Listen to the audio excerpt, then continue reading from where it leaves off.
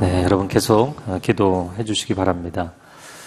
오늘 읽어주신 빌립보서 3장 마지막 부분의 말씀으로 하늘의 시민권이라는 제목의 메시지를 나누겠습니다. 크게 세 부분으로 보겠는데요. 첫 번째는 나를 본받으라 입니다. 17절 말씀, 본문의 17절 읽겠습니다. 시작. 형제들이여 모두 함께 나를 본받는 사람들이 되십시오. 그리고 여러분이 우리를 본받는 것처럼 그렇게 행하는 사람들을 눈여겨 보십시오. 자, 빌립보서 3장의 사도 바울이 세상 모든 자랑을 나는 배설물처럼 여기고 그리고 위로부터의 부르심의 상을 쫓아간다 고백을 합니다. 그러면 사도 바울이 내가 지금 로마 감옥에 있지만 저는 괜찮습니다. 저는 잘 지내고 있습니다. 라는 이야기를 하기 위함이었는가? 그게 아니라는 것이죠. 오늘 3장의 결론 부분에서 이야기하는 것이 이렇게 살고 있는 나를 본받으십시오. 이렇게 살고 있는 나를 카피하십시오. 이야기를 하고 있는 것입니다. 사도 바울이 예수님을 본받으라고 하지 않고 자기 자신을 본받으라고 했어요. 엄청난 영적 자신감이죠. 그러면 이것이 교만인가? 결코 그렇지 않습니다. 겸손입니다. 왜냐하면 주를 위해 모든 것을 버리는 겸손이죠. 그리고 이 말을 할 수 있는 것은 오직 그의 인생 가운데 예수만 남아있는 사람이기 때문에 이 고백을 할 수 있는 것입니다. 사실 사도 바울의 말은 전혀 이상한 말이 아니죠. 우리가 일상적인 분야에서도 나를 본받아라 이런 개념으로 이야기를 할 수 있습니다. 국악 같은 전통 문화를 그대로 이어받은 전수자를 무형문화재, 인간문화재로 세우게 되면 수많은 후진들이 그 국악인의 기회를 그대로 본받는 것이잖아요. 그런데 정반대로 어떤 교육의 분야에서 나를 전대로 본받지 마라 라고 이야기를 한다면 그것은 가장 안 좋은 방식의 교육이 되겠죠. 부모가 자식에게 넌 아빠처럼 방황하며 인생을 살지 마라. 너는 엄마처럼 인생을 불행하게 살지 마라. 이야기를 하면 나를 닮지 말라고 앞의 세대가 그 다음 세대에게 이야기를 하면 다음 세대는 혼란스러워지게 되어 있습니다. 그렇기 때문에 자녀에게 아빠처럼 신앙생활을 해라. 엄마처럼 나누며 살아라. 이렇게 말할 수 있는 가정이 복된 가정인 줄로 믿습니다. 그리고 복된 교회는 어떤 교회인가? 목회자가 설교하는 기능과 역할만 수행하는 것이 아니라 나를 본받으십시오. 나의 헌신을 본받으십시오. 라고 이야기할 수 있는 교회가 정말 복된 교회인 것이죠. 정치, 경제, 사회 각 분야의 지도자들이 단순히 정책을 수립하고 실행하는 기능직이 아니라 본받을 만한 그리고 존경과 눈물과 감동을 주는 그런 나라가 된다면 그 나라가 복된 나라가 되는 줄로 믿습니다. 하나님은 우리를 통해서 선한 것이 유통되기를 원하십니다. 장경철 교수님은 이것을 복의 유통이다라는 개념으로 이야기를 했어요. 사도 바울은 그리스도를 본받고 그 그리스도를 본받은 사도 바울을 다시 디모데와 실라와 같은 사역자들이 본받고 성도들이 그 사도 바울과 사역자들을 본받는 이 모델링의 도미노 현상이죠. 선한 것이 그리스도로부터 모든 사역자들에게 그리고 성도들에게까지 흘러가는 것입니다. 그렇게 하나님의 선한 것이 흘러가면 복음이 없는 자들에게 가면 구원의 역사가 나타나고 이미 복음을 받은 자들에게 흘러가면 헌신의 역사가 나타나는 것입니다. 그래서 우리가 교회에서 받는 직분, 이제 임직도 다가오는데 교회에서 받는 직분을 아주 중요하게 받아들여야 됩니다. 단순한 기능직이 아니라 거룩한 사명직으로 받아들여야 되는 것이죠. 어찌 보면 목회자들이 가장 먼저 잘 실천해야 될 부분입니다. 저도 주일에 어떤 주제의 설교를 하고 나면 주중에 꼭 영적인 공격 내지는 영적 점검이 있는 것 같아요. 너가 그렇게 메시지를 했는데 과연 너는 그렇게 살 수 있느냐라는 것이죠. 오늘날 우리는 말을 잘하는 기능을 하는 역할을 하는 목회자가 필요한 것이 아니라 말씀을 정말 신뢰하고 이 말씀대로 살아가는 목회자를 필요로 하는 것이죠. 이것은 한국 교회의 문제뿐만 아니라 한국 사회 각 분야의 문제라는 것을 우리가 최근 더 절감을 하고 있는 것이죠. 캐나다 밴쿠버 온누리교회를 4년 동안 섬기면서 그 지역 안에 있는 목회자 연합회를 하고 매년 한인교회에서 부흥회를 했던 기억이 있습니다. 근데 매년 그 부흥 집회를 하면서 항상 고민이 뭐였냐면 강사를 누구로 초빙하느냐의 문제였어요. 물론 아주 중요한 이슈죠. 근데 왜 고민이 됐냐면 이건 어찌 보면 약간 목회자들끼리 하는 이야기지만 제가 오늘 하겠습니다. 말씀의 능력이 강단에서 막 카리스마가 있고 정말 불같은 역사가 나타나는 분은 단에서 내려오면 힘들어져요. 의전을 힘들게 하고 하여튼 굉장히 까다롭게 해요. 아주 힘들게 해요. 그리고 현지에 있는 목회자들을 보면 그들이 목회하는 것이 너무 눈에 안 차거든요. 그럼 그들을 격려한다기보다는 오히려 많이 다그치고 목회자들이 격려를 받지 못해요. 그러면 성도들에게 은혜를 끼치기 위해서 우리가 희생할 것이냐. 정반대로 참 목회자들을 격려해 주시고 품어 주시고 그렇게 인격적인 분들은 또 단위에서 그렇게 막 강하지가 않아요. 그러면 어느 쪽을 선택할 것이냐. 이게 항상 딜레마인 거예요. 예, 물론 하나님께서는 우리의 성품대로 쓰시는 줄로 믿습니다. 물론 그건 하나님의 영역이기는 하지만 우리가 단 위와 단 아래가 다르다는 것은 심각한 문제인 거예요. 그래서 속된 말로 내려오지 마 목회자. 단에만 계속 살았으면 좋겠다. 단 위에서는 역사가 나타나는데 단 아래로 내려오면 그의 인격을 감당하기 어렵다. 이거는 아주 심각한 문제입니다. 그런데 여러분, 각 가정의 부모도 그렇지 않나요? 사회생활 할 때는 너무나 사회적 퍼포먼스는 좋아요. 근데 집에 와서 자기 가족들에게는 엉망이에요. 사회 각 분야의 리더십들이 다 이런 문제를 겪고 있는 것. 우리가 결과만을 갖고 이야기하기 때문에 과정은 중요하게 생각하지 않는 18세기 영국과 미신 대륙 그리고 전 세계 부흥을 주도했던 조지 위필드라는 인물이 있습니다. 그가 요한 웨슬레보다도 감리교회 창시자였던 웨슬레보다도 더 앞선 주자였죠. 그러나 역사상으로는 감리교회 창시자인 요한 웨슬리만 기억이 되고 있습니다. 두 사람이 구원의 교리에 대해서 차이점을 갖게 됐죠. 조지 필드는 예종론을 주장했고 요한 웨슬레는 후발주자였지만 그는 만인구원설을 주장했어요. 어떻게 하나님이 지옥 갈 사람까지 정했다는 얘기냐? 그러면 하나님 그런 하나님이 아니다. 하나님은 모든 사람이 구원받기를 원하신다. 그래서 두 사람이 구원 교리가 달랐어요. 근데 조지 필드가 미신 대륙에 가 있는 동안 요한 웨슬레가 영국에서 예종론은 사탄의 교리다 이런 소책자를 만들어서 뿌렸어요. 그 당시에 양쪽의 부흥운동이 아주 거대한 부흥운동이 일어나고 유럽 전역과 세계의 부흥을 일으켰거든요. 근데 각각의 이 무브먼트를 뭐라고 표현을 했냐면 그 따르던 무리들을 태버나클, 장막이라고 표현을 했습니다. 그래서 조지 필드의 추종자들이 위필드가 이제 신대륙에서 영국으로 돌아오면 우리 장막도 반격하자. 그리고 위필드가 돌아왔습니다. 반격합시다. 그때 위필드가 무슨 이야기를 하냐면 나는 하나님의 교회를 분열시킬 수 없다. 그리고 자기 태버나클의 수장직을 내려놓습니다. 그리고 그의 태버나클에 속해 있던 추종자들이 다 흩어져서 요한 웨슬레의 운동에 합류하게 되고 자기 자신조차도 남은 평생을 요한 웨슬레의 조력자로 살았습니다. 과연 이런 일이 오늘날 우리 교회 가운데 일어나야 되지 않겠는가? 같이 동역하던 동역자들이 조지 필드에게 이런 이야기를 합니다. 당신 이러다가 역사에서 당신의 이름 자체가 잊혀질 수 있다. 그때 조지 필드가 이런 이야기를 합니다. 한번 자막을 보여주시면 위필드라는 이름은 사라지게 하라. 그리스도께서만 영광을 받으시게 하라. 그가 누구였는지는 위대한 심판날이 보여줄 것이다. 이게 진짜 신앙이죠. 이게 신앙인이 가야 될 길인 것이죠. 우리는 어떤 크리스찬이 되어야 할 것인가? 성공과 명예와 물질이라는 세상의 축복을 물려주는 신앙이 될 것인가? 아니면 헌신과 감동과 그리스도를 닮은 인격을 다음 세대에게 물려줄 것인가?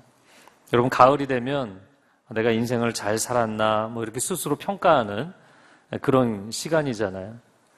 얼마나 많은 업적을 이루었는가, 얼마나 높은 지위에 올랐는가, 얼마나 많은 물질을 모았는가, 얼마나 놀라운 업적을 이루었는가의 문제가 아니라 과연 나의 인생은 얼마나 다른 사람들이 본받을 만한 인생, 본받을 만한 신앙이 되었는가. 이것이 주님이 우리를 평가하시는 기준이 될 것입니다. 사랑하는 성도 여러분, 가르치는 리더가 아니라 본이 될 수 있는 리더가 될 수 있기를 바랍니다. 목회자도, 임직자도, 순장도, 1:1 양육자도, 사역팀장도 본이 되는 리더가 되십시오. 요즘 한국교회가 많이들 어려운데 그래도 우리 교회는 평안하니까 여러분, 우리가 만족하고 있을 수 있나요? 단순한 이런 만족 아니면 편안한 교회 생활을 하는 것으로 우리가 만족할 수 있는 문제가 아니라 내가 신앙을 다른 사람에게 권할 때 아니면 내 자녀에게, 내 주변에 있는 사람에게 저와 같이 사십시오, 저를 본받으십시오 라고 이야기할 수 있는 단계까지 우리의 신앙은 성장해야 될 줄로 믿습니다. 그래서 우리가 기도하는 것이죠. 주여, 내 안에 예수 그리스도를 닮은 인격을 허락하여 주옵소서. 그리스도를 닮은 생각과 감정과 의지가 내 안에 일어나게 하여 주옵소서. 예수 그리스도를 닮은 삶과 언어, 자아상과 내면 세계가 세워지게 하여 주옵소서. 하나님의 형상을 회복시켜 주시고 예수 그리스도의 성품을 닮아가게 하시고 성령의 열매가 맺혀지게 하여 주옵소서. 영적인 세계에 원리가 있다면 이런 것입니다. 능력이 꼭 순결은 아닙니다. 그러나 영적 순결은 능력입니다.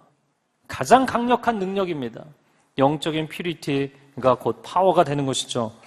강도가 순도를 좌우하는 것은 아닙니다. 그러나 영적 순도가 영적인 강도를 좌우하게 되어 있어요.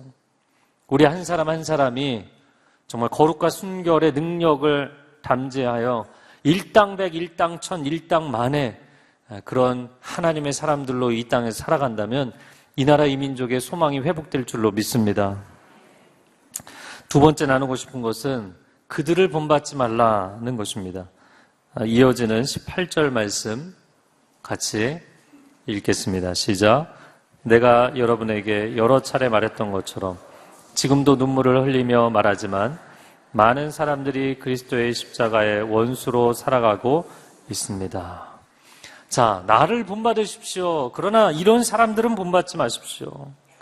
그리스도의 십자가의 원수로 살고 있는 사람들입니다. 여러분, 이 사람들이 어떤 사람들인가요? 율법주의자들인가요? 아닙니다. 이 사람들은 세속주의자들입니다.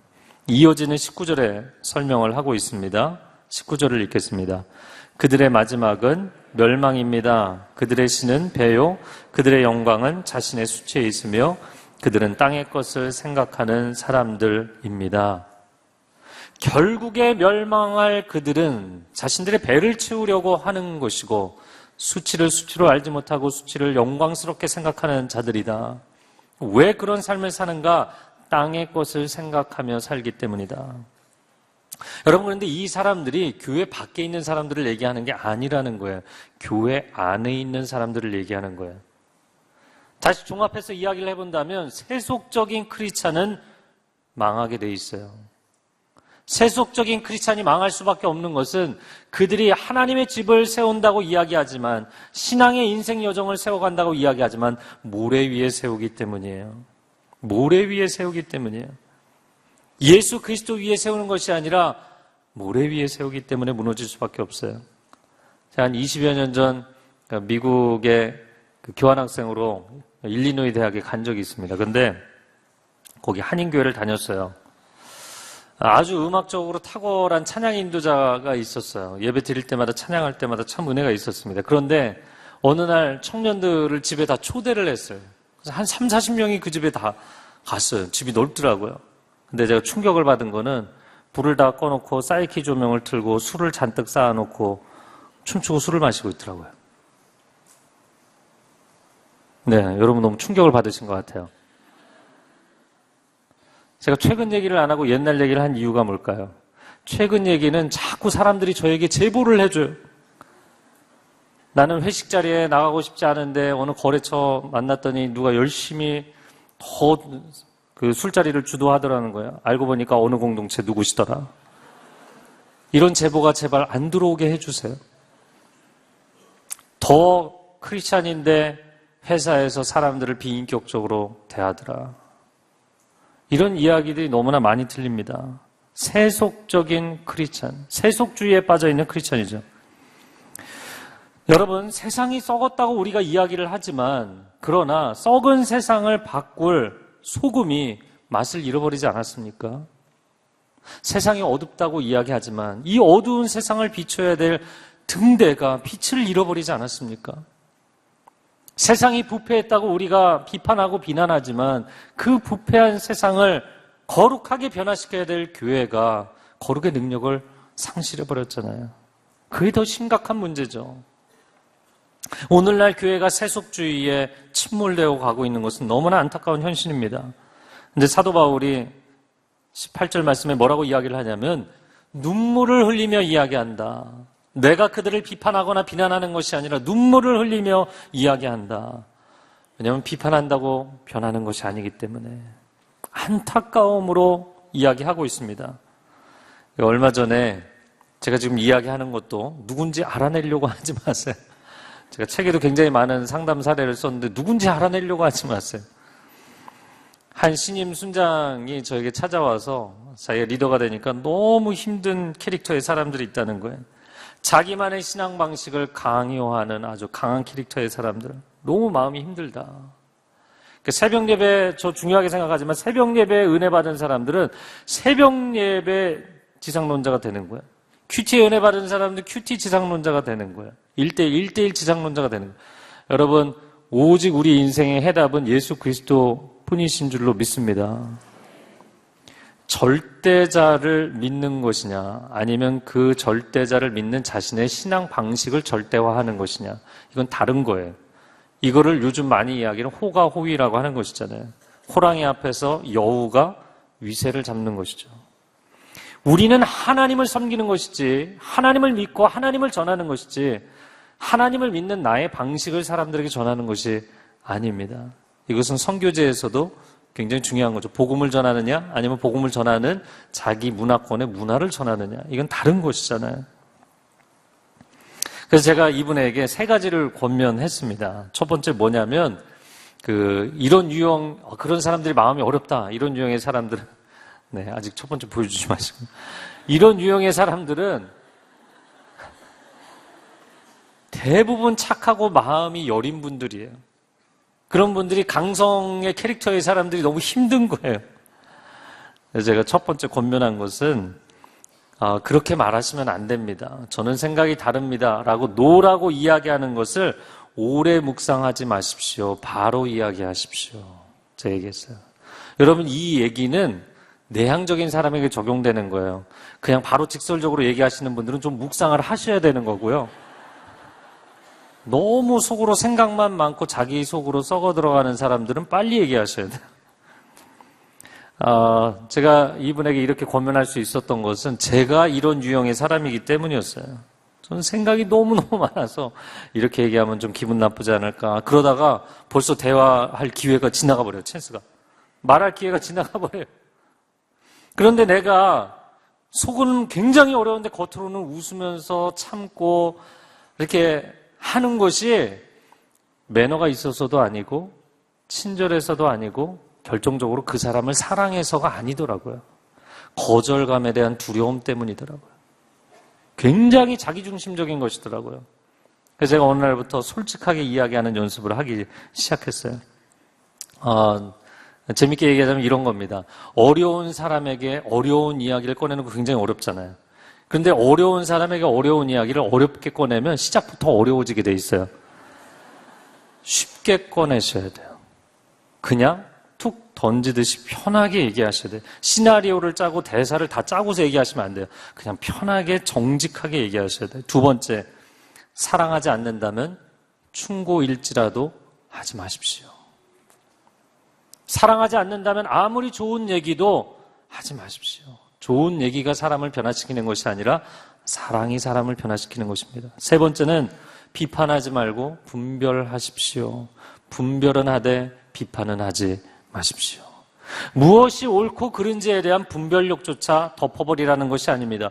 분별하셔야 됩니다. 그러나 누군가를 비난하고 비판하면 당신도 어두움 가운데 들어가게 되기 때문이에요. 하나님만 사랑하는 예배자가 되는 것도 중요하지만 이웃을 위해 간절히 기도하는 중보기도자가 되는 것이 중요한 것은 그래야만 세상을 향한 사람들을 향한 하나님 아버지의 마음과 눈물을 배울 수가 있기 때문입니다. 자, 그런데 크리스찬임에도 불구하고 이런 세속주의에 빠진 사람들이 왜 그렇게 됐는가? 19절 하반절에 그들은 땅의 것을 생각하는 사람들이기 때문이다. 하늘의 것을 생각하지 않고 땅의 것을 생각하기 때문이다. 마태복음 16장에 베드로가 주는 그리스도시여 살아계신 하나님의 아들이시니이다. 놀라운 신앙 고백을 한 이후에 주님께 십자가 지러 가지 말라고, 죽으시면 안 된다고 얘기했다가 꾸중을 듣는 장면이 나오죠. 마태복음 16장 23절 같이 읽어보겠습니다. 사탄아, 내 뒤로 물러가거라. 너는 나를 넘어뜨리는 걸림돌이다. 내가 하나님의 일은 생각하지 않고 사람의 일만 생각하는구나. 여러분, 동일한 맥락의 말씀이죠. 우리가 하나님의 일을 한다고, 하나님을 위해서, 주를 위해서 이 일을 한다고 하면서도 땅의 논리로 접근하면 오히려 주님 가시는 길을 가로막는 일을 한다는 거예요. 우리가 교회 사역을 하고 열심히 주를 위해서 뭔가를 헌신봉사했는데 땅의 논리로, 힘의 논리, 물질의 논리로 접근을 하면 오히려 주의 영광을 가로막는다는 거예요. 베드로가 주님을 위해서 한 이야기였지만 인간적 논리로 접근을 했기 때문에 주님 가시는 길, 구원의 길을 가로막는 역할을 했던 것이죠. 그래서 우리가 교회에서 사역을 하면서 하나님의 사람으로 살아갈 때 세상적 논리가 아니라 하나님의 방식으로 접근하는 것이 중요한 것입니다. 그래서 저는 새벽 예배를 참 좋아하고 중요하게 생각합니다. 매일 새벽 예배를 심령 부흥회처럼 드립니다. 왜냐하면 우리가 교회 생활을 하면서 우리가 합리적으로 교회 일을 하자, 합리성에 기초해서 교회 일을 하자 그러면 합리적으로 갈 것 같은데 아니요. 엉뚱한 방향으로 가게 돼 있어요. 그러나 사도행전의 역사를 보면 예루살렘 교회가 성령의 충만함을 받았을 때 폭발적으로 부흥을 했습니다. 안디옥 교회가 리더들이 금식하며 성령 안에서 기도하고 예배할 때 바울과 바나바를 선교사로 세워서 세계 선교를 감당한 줄로 믿습니다. 여러분, 인간은 전적 타락 가운데 있어요. 지적, 정적, 의지적 모든 영역이 전적으로 타락해 있는 존재입니다. 인간이 맨정신으로 합리적으로 뭔가를 하나님의 일을 하겠다? 아니요. 하나님의 일은 하나님의 일이고 방법은 세상적인 방법, 인간적인 논리로 하면 이 일은 하나님의 일을 오히려 그르치게 된다는 것입니다. 전 새벽 예배를 좋아합니다. 왜냐하면 새벽에는 사람들이 세상적인 이야기를 듣지 않고 세상적인 어떤 선입견이 없이 비몽사몽간에 오시잖아요. 그래갖고 몸만 이렇게 유체 이탈이 아니라 그냥 몸만 스르르 빠져나와 계신 거예요. 그러니까 아무 다른 선입견 없이 그때 하나님의 말씀을 쏟아붓고 하나님의 거룩의 영으로 충만케 하면 여러분 심령이 새로워지고 가정이 새로워지고 일터가 새로워지는 역사가 나타날 줄로 믿습니다. 저는 초신자도 새벽 예배 나오라고 권면합니다. 왜냐하면 초신자가 새벽 예배를 드리면서 신앙생활하기 시작하면 그게 기본인 줄 알아요. 그렇기 때문에 신앙이 굉장히 빨리 성장합니다. 일주일에 한 번 교회를 갈까 말까 고민하면서 신앙생활하면 10년, 20년이 돼도 별 변화가 없는 분도 많아요. 자, 새벽 예배에 대해서 제가 권면한 길에 말씀을 한 구절 따라해 보세요. 저를 따라해 보세요. 새벽에 하나님이 도우시리라. 아멘. 네, 다 따라 아멘 하셨어요.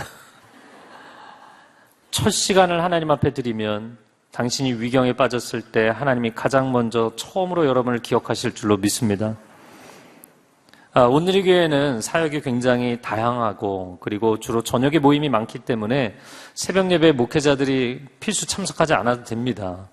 저도 사역을 한참 하면서 새벽 예배 굳이 나오지 않아도 됐어요. 그런데 2004년도 가을에 책을 고르려고 제가 서빙고 서점에 들어갔습니다. 근데 서점에 들어갔는데 느낌이 너무 이상한 거예요. 벽에 걸려있는 한 나무 액자가, 말씀 액자가 저를 쳐다보고 있는 거예요. 좀 느낌이 이상하더라고요. 그래서 저는 한참 책을 이렇게 뒤적이면서 봤는데 그 액자가 저를 쳐다보고 있어요. 너무 이상해서 제가 저쪽 구석에도 가봤어요. 저를 쳐다보고 있어요. 제가 이상한가요? 그래갖고 제가 그 액자를 꺼내서 저분에게 여쭤봤어요. 직원에게. 그랬더니 20만 원이래요. 무려. 2004년도에 20만 원입니다. 제가 그거를 샀어요. 그 비싼 거를. 그리고 저희 집 거실에 걸어놨어요. 그 말씀이 뭐였냐면 시편 57편 8절 말씀. 내가 새벽을 깨우리로다. 내가 지금 새벽 예배도 안 드리는데 왜 내가 이 말씀에 이렇게 감동을 받았지? 그리고는 걸어놓고 일주일을 보고 2주를 보는데 교회에서 연락이 왔어요. 서빙고 2부 새벽 예배 담당자로 결정됐습니다. 그리고 10개월을 정말 하나님의 깊은 은혜를 체험했어요. 그때 성령의 강력한 기름 부으심을 경험했습니다. 하나님 앞에 처음 것을 드린다는 것이 이런 것이구나. 처음 것을 드릴 때 하나님이 기뻐하시고 역사하신다는 것이 이런 것이구나. 여러분, 갑자기 뜬금없이 하나님 어떤 말씀에 감동을 주실 때는 조심하셔야 돼요. 제가 그때 이후로 새벽 예배를 계속하고 있습니다. 영적인 크리스찬이 되시기를 축복합니다. 여러분의 순모임이 그냥 신변잡게 얘기하는 모임이 아니라 영적인 순모임이 되시기를 바랍니다. 여러분의 사역팀이 단순 봉사가 아니라 영적인 사역팀이 되시기를 축복합니다.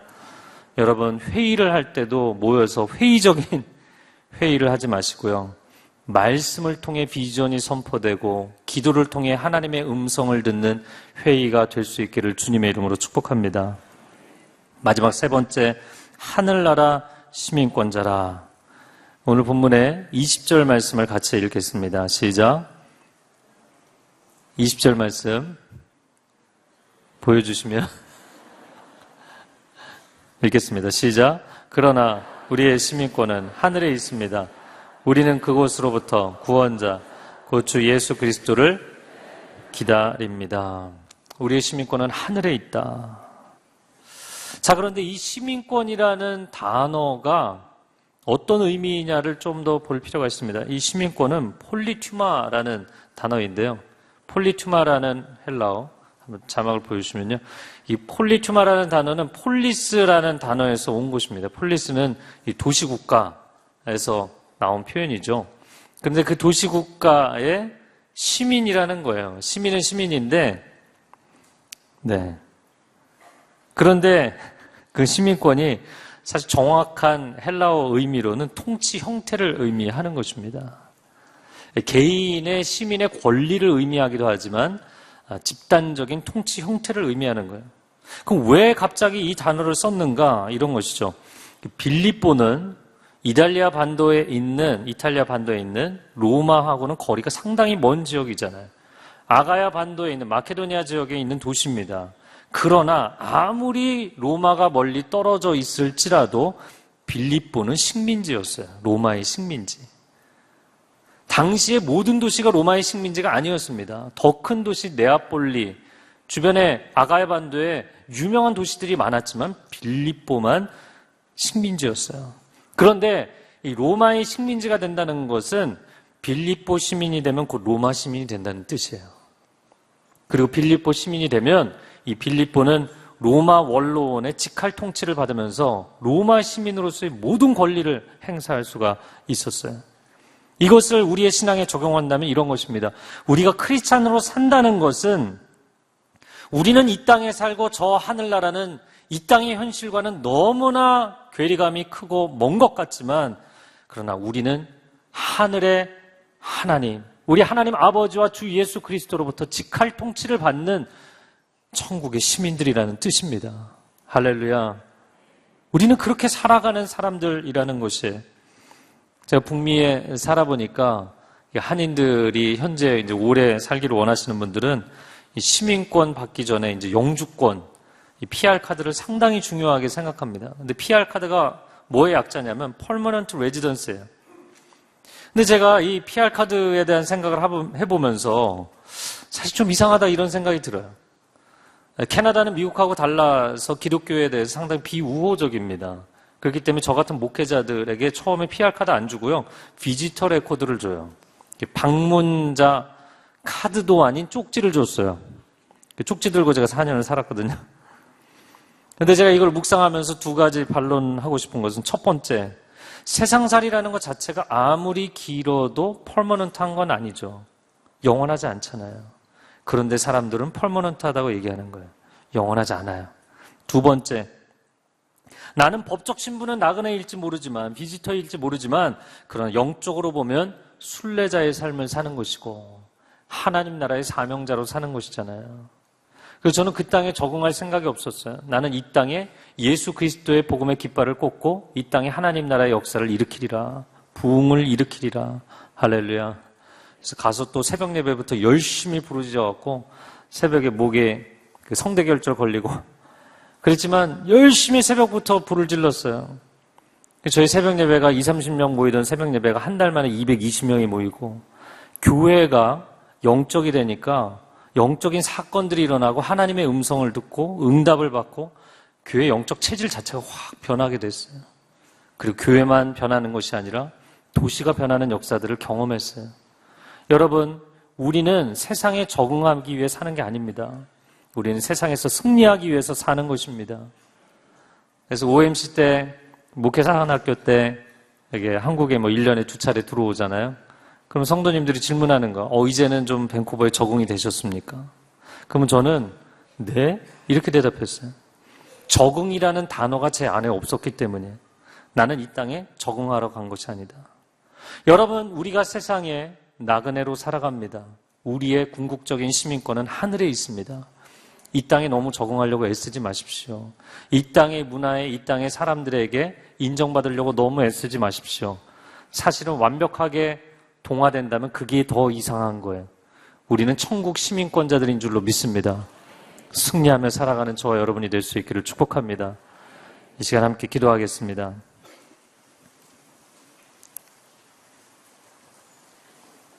오늘 마지막 21절 말씀에 만물을 그분 앞에 무릎 꿇게 할 수 있는 능력으로, 여러분, 이 능력은 사실 사도행전 1장 8절에 나오는 성령의 능력 뒤나미스를 이야기하는 것입니다. 우리가 이 세속의 환경 가운데서 천국 시민권자로 살아가려면 성령 충만해야 합니다. 성령의 능력이 우리 가운데 부어지게 하여 주옵소서. 말씀이 우리 안에 충만케 하여 주옵소서. 함께 통성으로 기도하겠습니다. 사랑하는 주님, 하나님의 백성들이 이 땅에서 사람들의 기준에 맞춰 살아가기 위해 애쓰지 않게 하시고, 세상의 기준과 환경에 맞추려고 애쓰지 않게 하시고, 그것을 뛰어넘는 삶을 살아가게 하여 주옵소서. 다윗과 같은 삶을 살게 하여 주옵소서. 사도 바울과 같은 인생이 되게 하여 주옵소서. 에스더와 같은 삶이 되게 하여 주옵소서. 시대 밑에 들어가는 것이 아니라 시대를 구원하는 사람들이 되게 하여 주옵소서. 가정을 변화시키고 가문을 구원하고 나라와 민족을 구원하고 일터를 변화시킬 수 있는 하나님의 사람들 되게 하여 주옵소서. 거룩한 하늘의 시민권자로 살아가는 귀한 하나님의 백성들이 될 수 있도록 오 주님, 우리를 붙잡아 주옵소서. 사랑하는 주님, 한 해를 돌이켜보면서 세상의 기준으로 자신의 삶을 평가하지 않게 하시고, 우리의 미래를 계획하면서 세상의 자랑으로 우리의 삶의 비전을 삼지 않게 하여 주옵소서. 오직 우리의 자랑은 예수 그리스도이신 줄로 믿습니다. 우리의 소망은 오직 하나님의 나라인 줄로 믿습니다. 이 담대함을 선포하며 나아가는 자들에게 놀라운 영적 승리가 체험되는 한 주간이 되게 하여 주옵소서. 예수 그리스도의 이름으로 기도합니다. 아멘.